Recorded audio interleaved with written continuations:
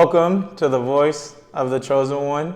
Today, I have the privilege of being here with the one and only Juju from Holla School. Thank you for being here today. Of course. I really appreciate you. So Juju, can you tell me how you will introduce yourself to the world? Oh my goodness, that's a big one. Hey everybody, I'm Juju Jones. I would just say I'm a daughter, mother, sister, and cousin. Family's big, obviously, for me. And I've always grown up in a family that serves. Right. And that is centered in holding and building community. Education's always been really big in my family. Fun, partying was always really big in my family. Being together, dancing, music, really big in my family. I would say I'm just really dedicated to building spaces where young people can thrive, for them to be in a place where they can see how brilliant and beautiful and incredible they are and start believing it themselves. Right. And that brings me so much joy. So yeah, I'm an educator and motivator. Right, no, 100%. And you're ultimately a visionary. I tell people all the time, if you were to run for president, you'll have my vote 100% of the time. Being a visionary, one of your visions were to start a school. Mm-hmm. Can you speak on that and like all the people that came into play to make a school possible? Absolutely. So first I got to go way back, because when I was a kid, my dad actually started a preschool. And I remember going to the building, like through the whole process, me and my brothers were always with him. Right. He raised us. So I saw it kind of happen, and I was always in educational spaces. I had a very unique and different early childhood and elementary school experience. I didn't go to school for a couple years, went sporadically. When lived you out grew of, up? Lived out of the country for a while, didn't go to school for a lot of that time. And so I think what that did for me was all those experiences really created a different outside of the box idea of what teaching and learning could look like, right? My experience wasn't me just sitting at a desk in rows, listening to a teacher, writing down what they said, completing packets, taking tests.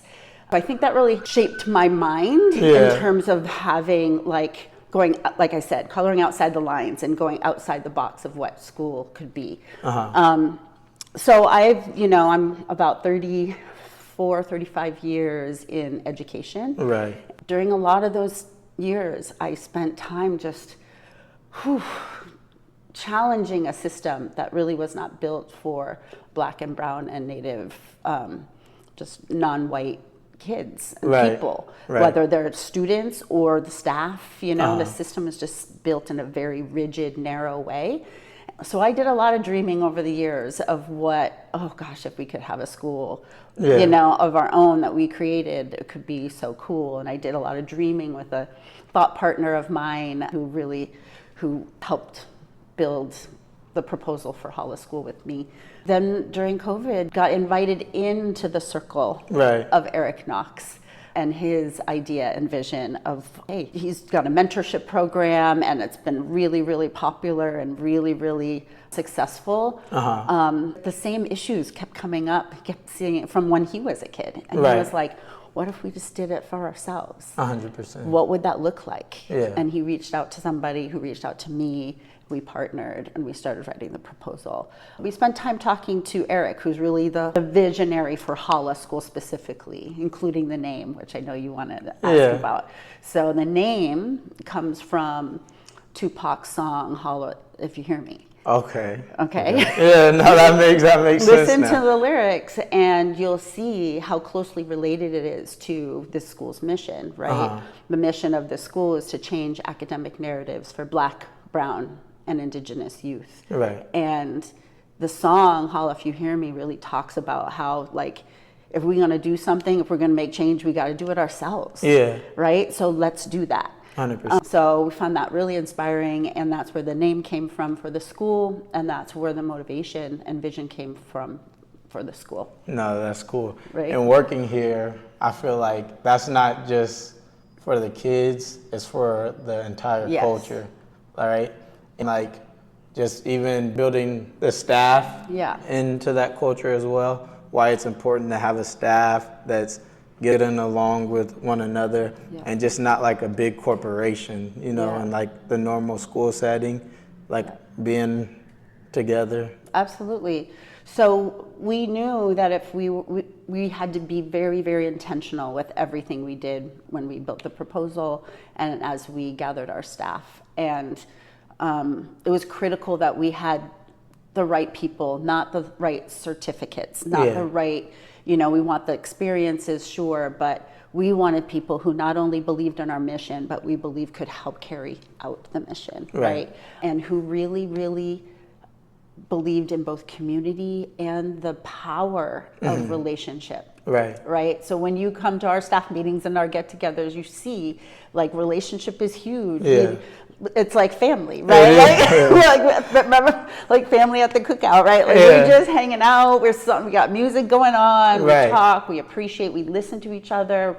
We support each other. We also challenge each other, right? 100%. And that's what we were very thoughtful in building a community of people who could help us really rebuild the foundation of what education could look like and feel like and sound like, right? We try to do things really differently here as much as we can to meet the needs of our young people.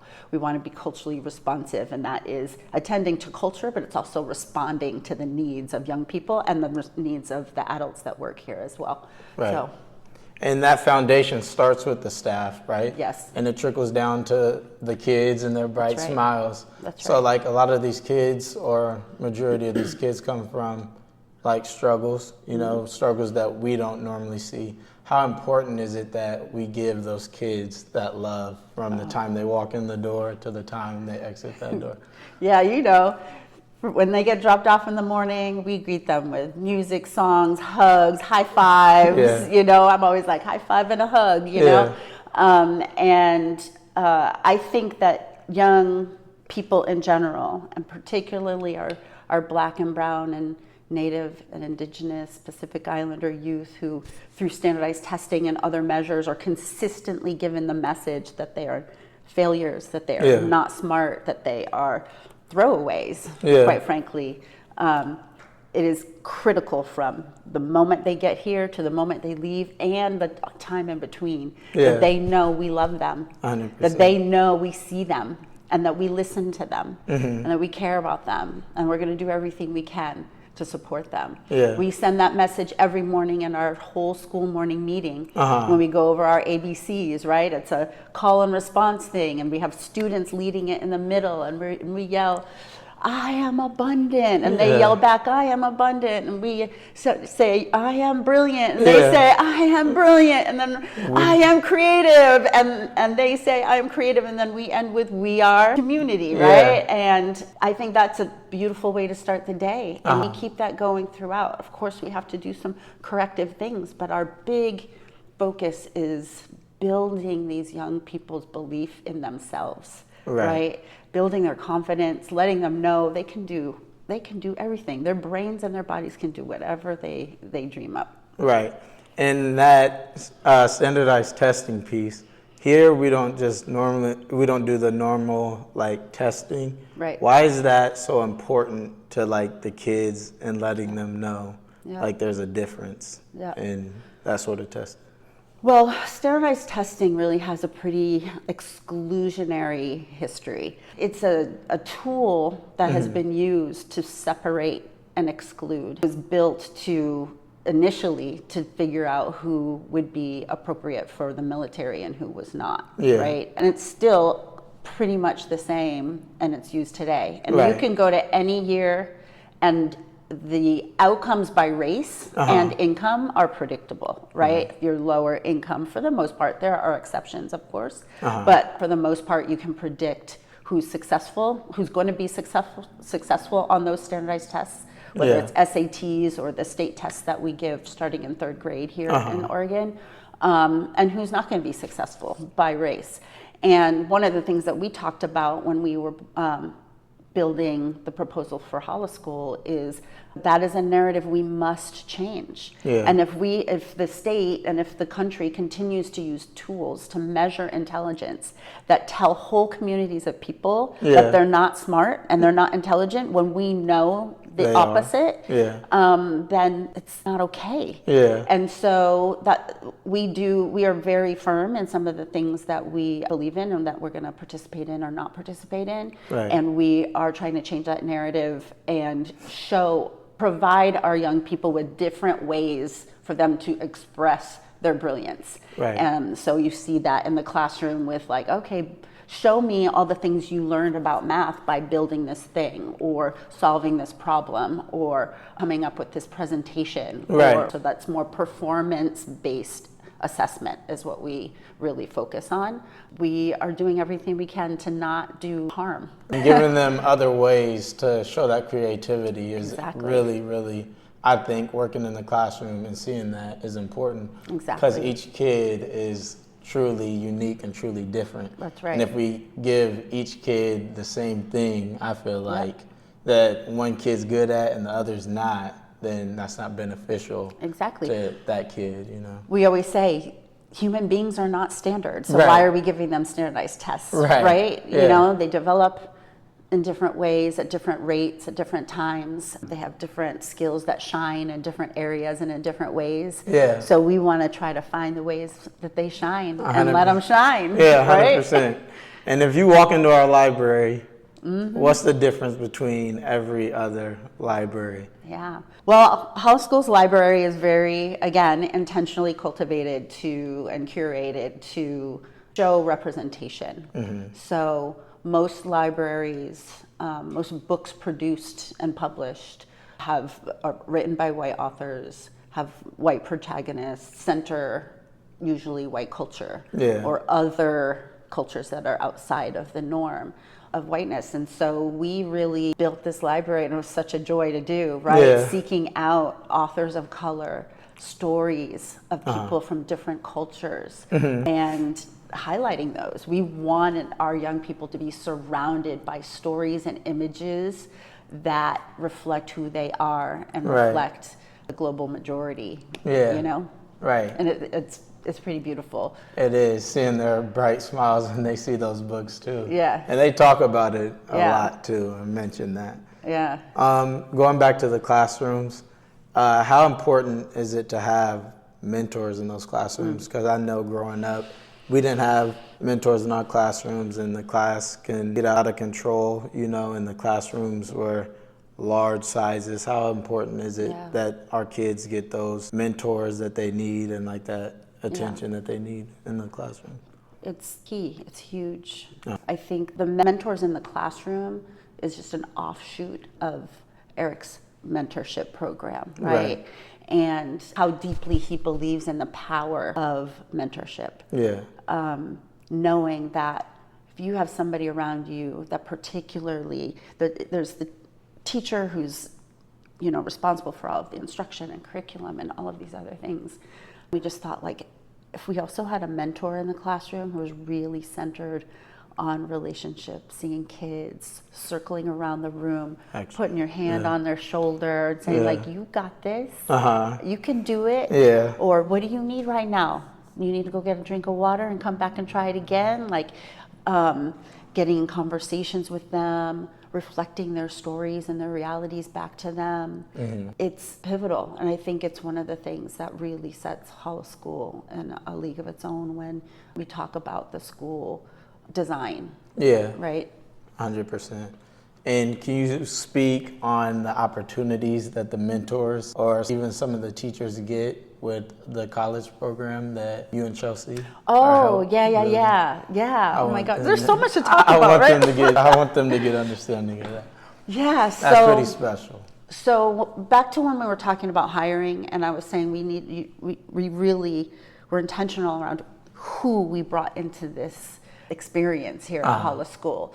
And in charter schools, you can hire people to teach that don't have their teaching certificate yet, but you have to have a plan in place for them working towards their certification. Right. So the majority of people because we really, really, again, not just representation in our library, but we want representation racially, culturally, linguistically, gender-wise in our classrooms as well. Right. And so we hired some dope people. Yeah. We have like some incredible human beings working here and working with us, but some of them didn't have their teaching certification. So we applied for a grant through the Meyer Foundation and got it. Now we have 5 of our staff in a Master's of Arts of Teaching program. But there's a little bit of a shift because not only are we paying for their master's program through this grant, every penny, everything is paid for. Yep, scot-free education master's program for 5 of our staff, 3 teachers and 2 mentors. But we also really wanted them to get their education through our lens. And so we were able to negotiate with Pacific University, shout out to Pacific University for working with us and being collaborators, some great partners. They made Chelsea a professor, and she and I have designed and taught many of the classes that they've taken through this program over the last year. We just finished our second summer class about a week ago, less than a week ago. Congrats. Yeah, Congrats. Thank you. And so they get to go from class right back into their classrooms, and it's not just theoretical, but they get to apply everything the next day. And it's been really powerful for them to go through this program as a cohort together and have Holla School as their backdrop, the Holla School as the place where they get to practice. And they're about to start their practicum student teaching in about a month. That's special. Yeah. That's special. Yeah. The last thing I want to ask is, you had this vision years ago, right? And each year Holla adds on a grade, right? Now last year was K through 4. Yes. Now it's K through 5. Yes. A complete elementary school. Yeah. How does that feel? And have you had time to reflect that you built a full elementary school? It feels, I'm proud. I'm proud, again, back to Tupac's song, like, if we're gonna do this, we're gonna do it ourselves. And we've been fairly unapologetic with all of the ways that we've tried to envision a schooling system that's different and that is truly culturally responsive. I always tell people, we're not just sprinkling a Langston Hughes poem in the curriculum every now and then, right? We are really deeply rooted. And we're doing action research every single day to figure it out, because there's no roadmap for this. 100%. But I feel joy, I feel pride, I feel exhausted sometimes. I feel inspired. Y'all inspire me, the kids inspire me, their families inspire me every day. And I don't think I've truly had time to really reflect. I think it's going to hit me when this first class graduates. Like when we have our elevation ceremony in June for our 5th graders who've been with us. We started K2, so they were our 2nd grade group. And they were in kindergarten during COVID, so it's been really interesting to see the impact of that on young people and to work with them. I'm excited. I want to do more, keep creating, keep finding ways to do this well and to contribute to young people's development in such a huge way. It's a gift, and I feel honored. Right. You know what I mean? 100%. Blessed and honored to be a part of it. Thank you. And I really, really appreciate you. Yes. And this is one of my special people. So thank you. You're Thank welcome. you. Thank you for joining me. Oh, thank you, Gerard. Thank you.